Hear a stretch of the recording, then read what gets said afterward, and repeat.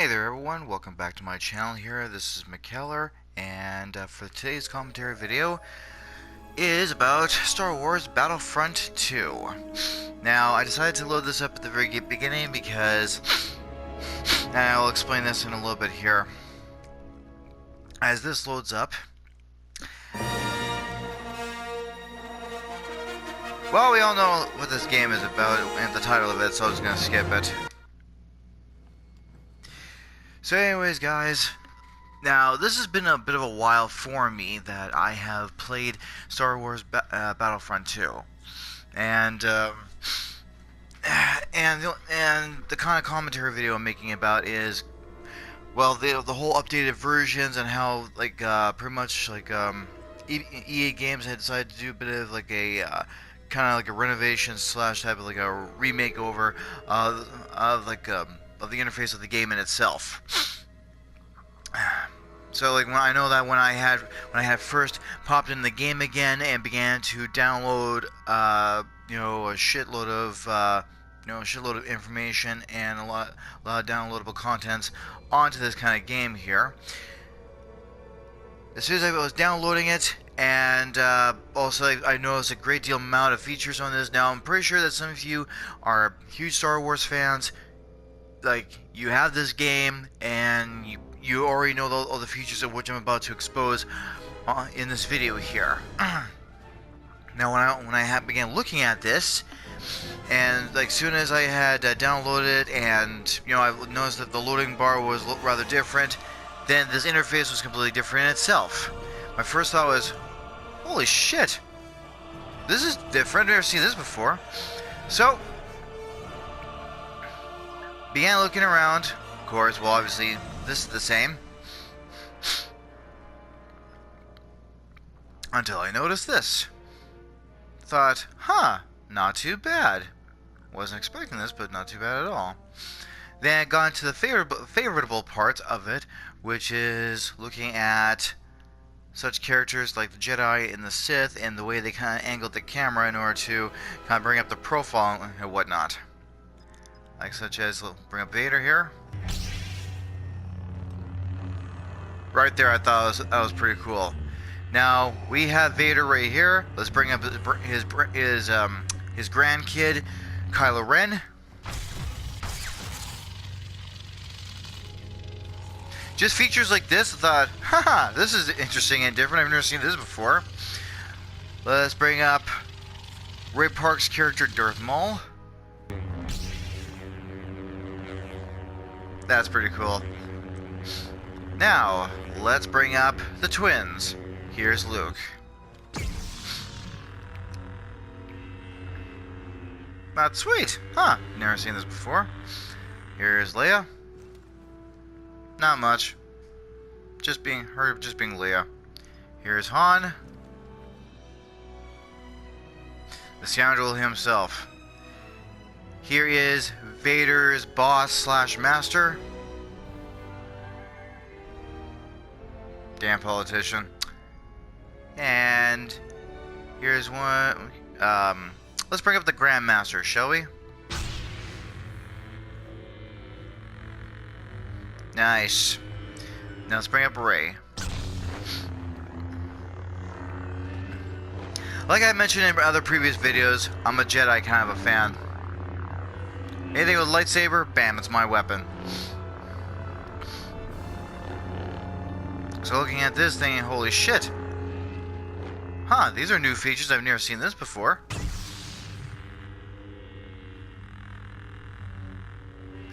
Now, let's have a look at this here. Well, the two appearances I already got a bit of a while ago. Here's Luke as a Jedi as he is. Here he is on Hoth. Well, with the whole Hoth type of outfit. And him carrying that blue lightsaber that originally belonged to his father.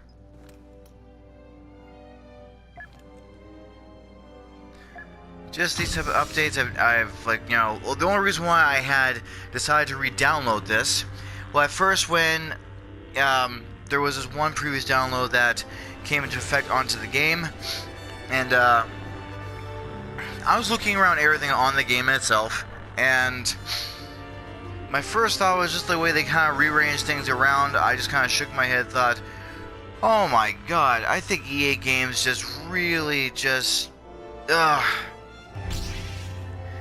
EA Games just completely just, fuck things over. Like the whole configuration of it is just messed up. It's like, okay, well, as much as I am still like a Star Wars fan, I don't think I even want to play this now. It's like they just messed up everything. So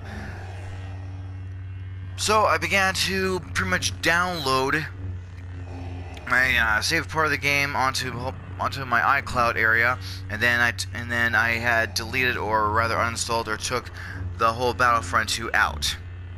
And I thought, well, if I wanted to replay this game again, I can always go to the iCloud, re-download everything, and just pop the game back in again. So obviously the way that stands out, it's it's a reversible process. It's not like a total loss of any kind. Yeah, that suit's pretty cool. So, besides that, well, and the reason why I decided to re-download this again and pop this in again is because, like, due to the part of the online media, which in relation to like what everyone has heard, that there's supposed to be a new type of kind of a DLC type of another little game section that's I think if I had to make a guess, it's still currently being developed, or it has already been already developed. Well, as far as I know, I don't see it exactly. So, new mode extraction. Must be in relation to that whole solo movie. Anyways, before I got slightly sidetracked there for a second, so pretty much just I don't know if it's still in the progress of being developed, or it has already developed already. It's this new type of part of the mission or game section that's supposed to be already downloaded, or I'm pretty sure it's still in the whole works of it. It's still being developed, which is like, I think it's called like Star Wars something called Jedi: The Fallen Order, or the Fallen Jedi, or something like that. Again, I'm pretty sure all of you may have already had heard about this, and it starts out the part of when I think it's either in the middle or just slightly a little bit after the whole event of it.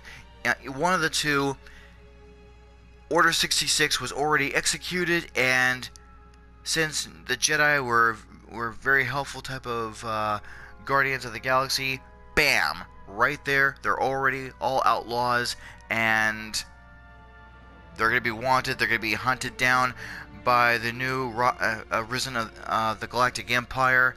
And that part, my first thought was, no, don't wipe out the Jedi, please. And already, bam, all the Jedi got wiped out, and it's like, oh, that just twisted my arteries right there. It's like, you gotta be freaking kidding me. But anyways, like, the story in itself takes place within that section, and apparently there will be more kind of like a lightsaber combat within that section of the story. I thought, okay, well, that right there and then attracted my attention. Thought, okay, well, I'll go ahead and re-download again just to get things kind of prepared. Hence why I mentioned that. So, as of recent, now I'm pretty sure that in the whole recent of things, I'm just gonna bring this up here just for the hell of it. No, that's not what I want to go to. I'm just gonna bring this image up just for the hell of things. Now,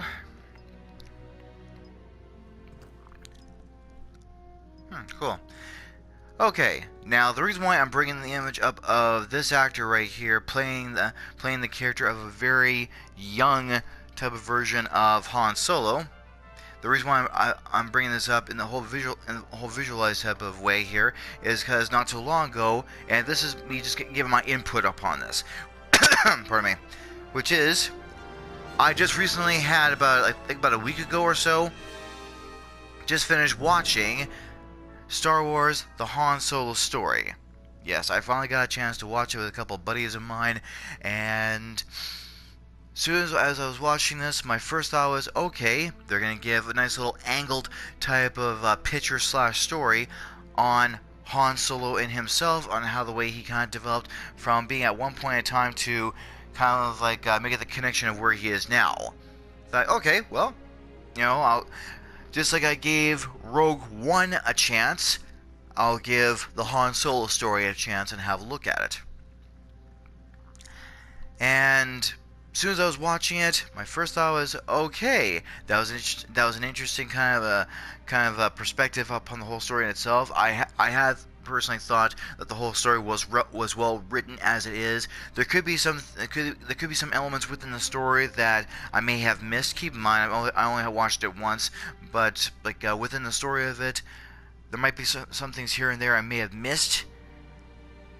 But as I was watching the whole Han Solo story, certain things that kind of popped out, especially that, well, I don't know if Ron Howard had written the story or not, but I do know he had directed this.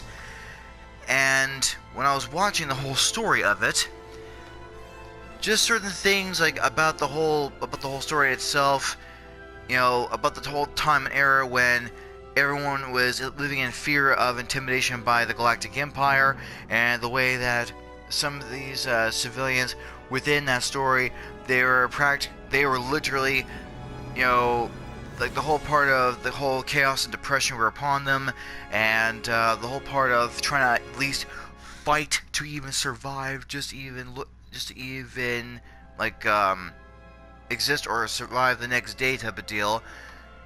Well, the whole idea of that within the whole Han Solo story, my first thought was, holy shit. The Galactic Empire has done that much damage, and they're still doing more of that bullshit. Ugh.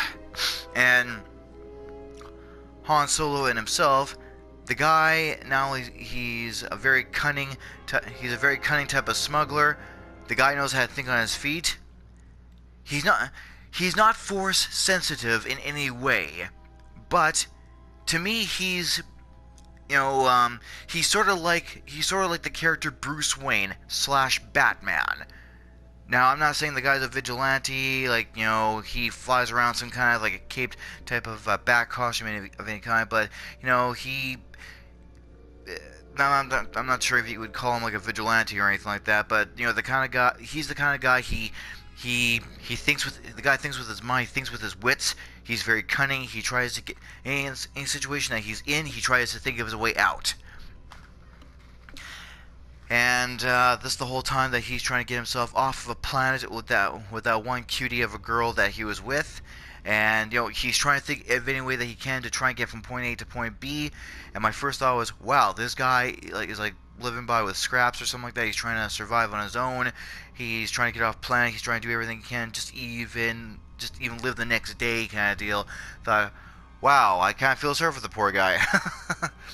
So, and once he managed to get off the planet somehow, I forget what planet it was on. Keep in mind, I've only watched the film once.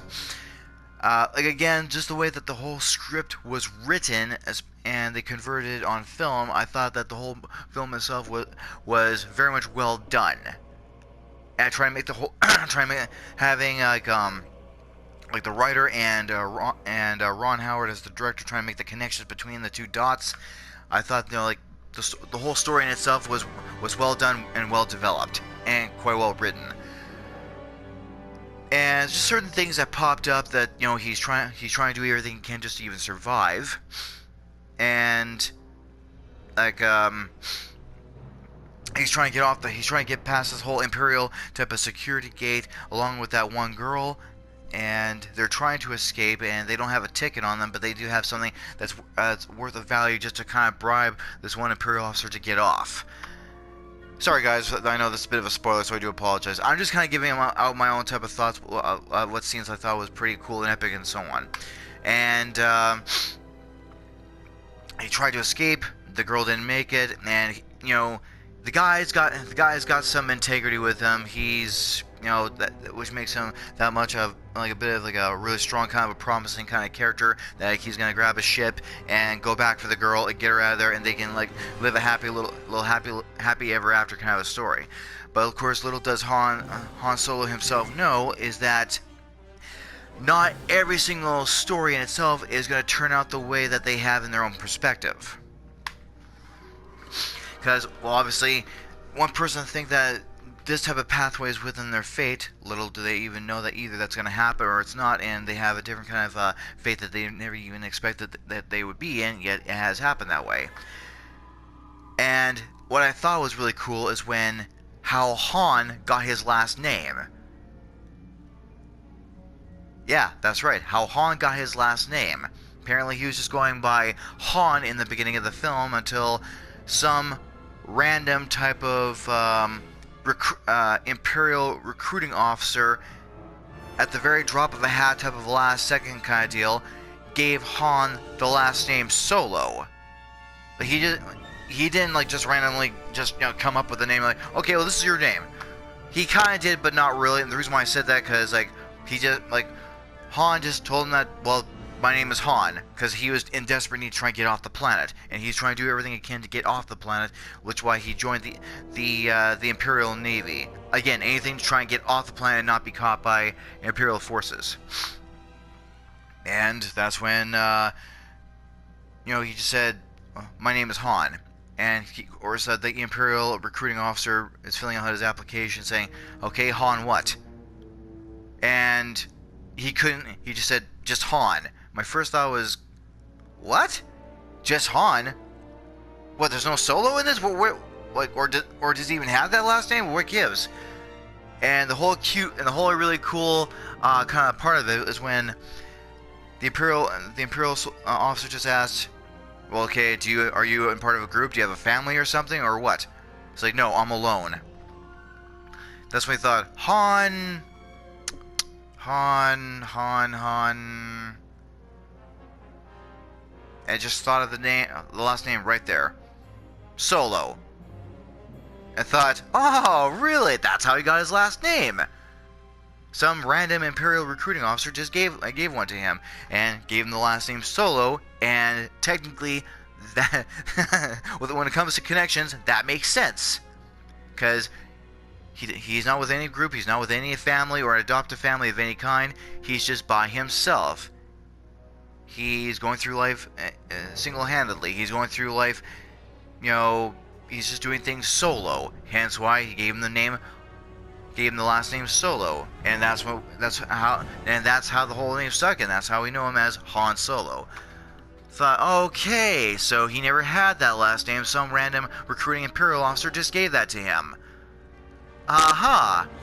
Well, I suppose now that information is probably canon. I guess it would be, perhaps. I'm not too sure, but I thought that was kind of interesting. I never knew about that. So let's see here with the whole description. Seduced by the prospect of life as con artist, smuggler, and all-around crooked, Han threw in with Tobias Beckett. I assume that's the part that Woody Harrelson was playing, Tobias Beckett, and a small-time crew of scoundrels planning a big-time heist after their plan to steal Coaxium was thwarted by a rival gang. Han soon found himself mingling with the criminal elite, leading to a reunion with his childhood friend. If I can see that damn name.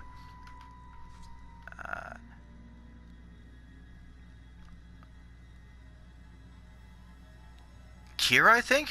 Oh yeah, I think that's her. I think that name was mentioned in the film Kira. So that was the girl I was talking about. He was trying to, him and that Kira girl were trying to get off planet and trying to go elsewhere. It kind of well, I'm pretty sure that's this one particular idea was trying to be promoted in that sense, but it kind of reminds you of like on how some prisoners of war or or especially Jewish people that were imprisoned by the German Empire or by German soldiers and officers during the Second World War, where they're trying to get out of a certain section because they want to run for their lives and be in a different part of the territory and live a happier life that way. And I'm pretty sure that whole idea was trying to be. I'm pretty sure they were trying to promote that whole idea to the audience. Like, that's pretty much what the character Han and Kira was trying to do. That's the reason why when I was watching the film, my first thought was, holy shit, the Galactic Empire can do that much damage, like, promoting the whole intimidating fear kind of concept, like, during the Second World War, like how the German Empire did that and so on. So, like I said before, that's just my take on the whole Han Solo film. I thought the whole story was well written, and just that scene I thought was pretty interesting. And he eventually and inevitably managed to get reconnected with that Kira girl. And I thought, okay, well, these two should be able to be reconnected until that girl just up and flew off and to go meet with the character Maul, I should say, not Darth Maul. And my first thought was, what? She just up and ditches Han. Oh god, that made no sense. But whatever. And the whole part of my first thought was, okay, so how exactly did Han manage to get that whole Millennium Falcon, so-called fair and square, which that Han Solo had mentioned to Lando Calrissian in Star Wars Episode 5, I believe, The Empire Strikes Back. And they do actually show that Lando Calrissian has a bit of a trick card up his sleeve, literally. And as soon as Han Solo saw that, he was actually about to just, bitch the guy out, like, wait a minute, I can steal that. Very quickly and very cunningly took the card out of his own little up his sleeve. It's like, you son of a mother, and grabs him. Hey man, how you doing? Oh, you thought I was gonna throw you off. And that's when they end up playing that whole card game again. He won the hand and took that whole Millennium Falcon. Again, making the whole connection right there. So again, I thought the whole film in itself was pretty good. I thought the whole thing was nicely well written. Just kind of tied everything together on how Han met Chewbacca, and how he also met Lando Calrissian. Just the whole thing itself, I thought was pretty good. And there is Han as he was older, or that's the whole concept of it.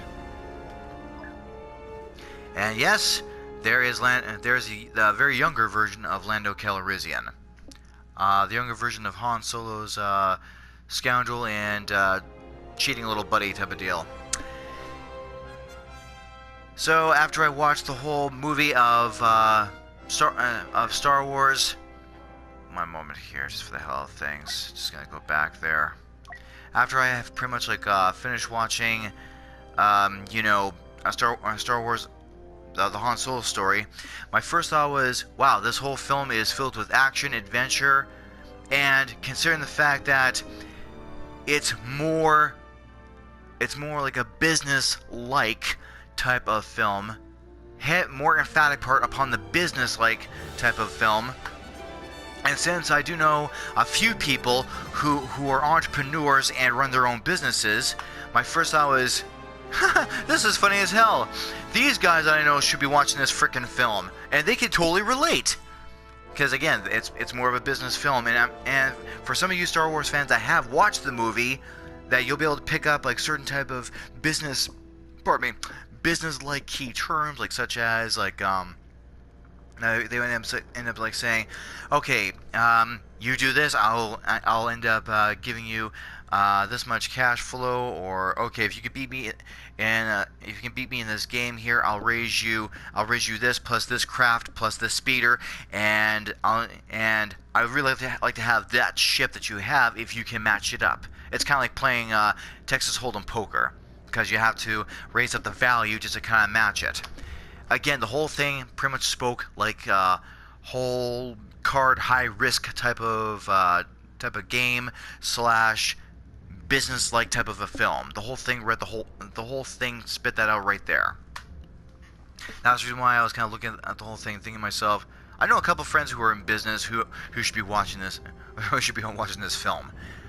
And again, just certain business terms like that Tobias Beckett guy was saying to Lando Calrissian, okay, so you want me to get this ship off the ground for you? Okay.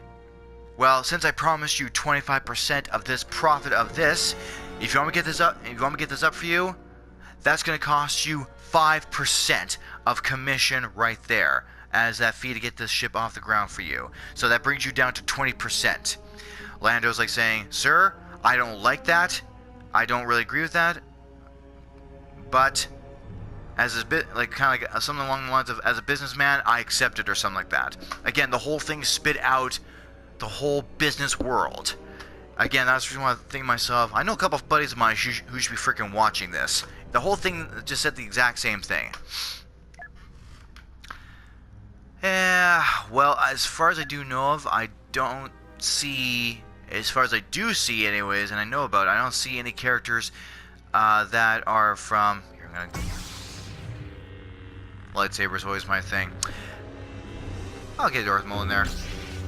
Oh, that was cool. Anyway, so, like I said before, I don't think I've ever seen any characters that are from Rogue One. I have to admit that it also was a nice piece of film as well. Kind of gave off the whole type of like sci-fi, science fiction slash coverted type of a spy type of a theme into the film. So again, just like with Han Solo story, that film I thought, okay, well I'm gonna give it a chance. I'm gonna have a look at it. So they introduce like some of the Force sensitive characters in one film to another. When I introduce them, but they have a little cameo and they pop up and they go at it. Just like in the Han Solo story, this character right here, Darth Maul, he had a cameo in there. Now, when it came to the Han Solo story, I was not at all expecting any of the Force sensitive characters, regardless if it's Jedi or Sith. I was not expecting any of them to be in that film at all. Nothing. Was not expecting it. And also when Darth Maul showed up, it's like, oh, really? Okay, that was new. I wasn't expecting that. There we go. Sorry, just quickly doing something here. So, like I mentioned before, I was not expecting Maul to be like, you know, having a little cameo in that whole Han Solo story, and this Sith Lord in Rogue One, I sort of was expecting that, just like expecting something with any of the Force sensitive characters. I was expecting something like him to be in there, and he makes like 2 cameo appearances, one talking to Director Krennic, and the other one facing down those rebellion officers and soldiers and trying to get that Death Star plans away from them. So for that part, thought, okay, that was not too bad. That was pretty cool. So just like I said before, just some of the features I've noticed that I thought was pretty cool. Now, as for the whole gameplay in itself, provided that EA Games haven't like messed things up too beyond bad. Like I can kind of understand that I sort of can understand about the whole part of you know, just hardcore gaming it out and trying to work towards that goal of achieving something like doing this one mission and getting and unlocking this one character that you like or whatever. I sort of like I suppose I can kind of see it that way. That's the whole idea of it. But like, there's a whole huge difference between working hard at it and getting that character, that unlocking that character of your desire, to, you know, and this is something that, you know, they even had it in the previous times, about like 10 years ago or so, especially like I think it was like during the early 90s or late 80s or whatever, is when they had a whole bunch of games out that you worked really hard, but it was kind of to the point of like these games were just frustratingly, like very irritatingly unbeatable that you couldn't get past a certain level. It's like, man, that was a real an irritable piss off right there. It's like, God damn, are you serious? And it just caused someone like myself. It's like, okay, I'm putting this down. I'm not touching it for a while. I'm gonna go do something else or whatever. So that's so far about my little type of critiqueness or my little opinion, my little update upon this game here. Anyways, so like that, like I might, you know, play something on here just to kind of get the whole feel back of the game type of deal. I'm not sure yet, but well, to maybe unlock some characters, I was more than pleased. Like for example, with Luke, a bit of a while ago, I did manage to unlock his outfit. You know, his Hoth outfit. Thought, okay, well, that's pretty nice. You know, I'm pretty much good with that. Some characters I might look at, like such as like with Han Solo and his very young version of himself. I may look at that. But again, I don't know. I'm not too sure yet. So, anyways, like I said before, that's my little critiques of which I've noticed, and I thought this would be pretty cool. And these are type of the features and something I haven't seen before, and I thought, well, you know, for the hell of it, I'll just share this and kind of give my own little thoughts upon this. So, anyways, guys, that pretty much wraps up about the whole commentary about just kind of like what I just pretty much explained right here. And if you want to go ahead, I greatly appreciate that. Give this video a nice little like, and go ahead and subscribe, please. I'll try and produce other videos like as much as I can here, provided that I will have time. And if you wish to make a comment about any of these characters, or especially what you had spotted in the film that that you had noticed, that you may have watched the film already a few times already. I've only had watched it once.